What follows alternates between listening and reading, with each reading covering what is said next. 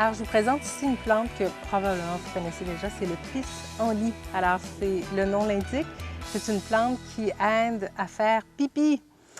Donc, c'est une diurétique. Mais c'est une diurétique qui est assez particulière. C'est la feuille, en fait, qui est utilisée à ce moment-là. C'est une des plantes qui est dans les plus riches en potassium. Elle est très, très nutritive. Donc, c'est un diurétique qui peut être pris sur une longue période de temps.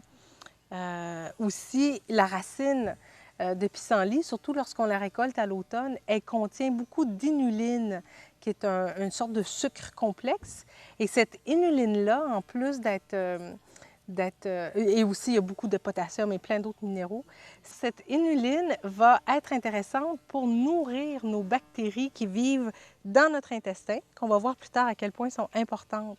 Et donc, c'est ce qu'on appelle un prébiotique. Donc, elles vont aider à ce que la colonie qui vit dans notre intestin reste et fleurisse. D'ailleurs aussi, on va voir plus tard, la racine de pissenlit est une des plus belles plantes pour tonifier en fait la digestion, favoriser le mouvement intestinal, aider le foie. Donc, feuilles et racines de pissenlit sont des plantes toniques, mais également nutritives qu'on peut prendre au quotidien.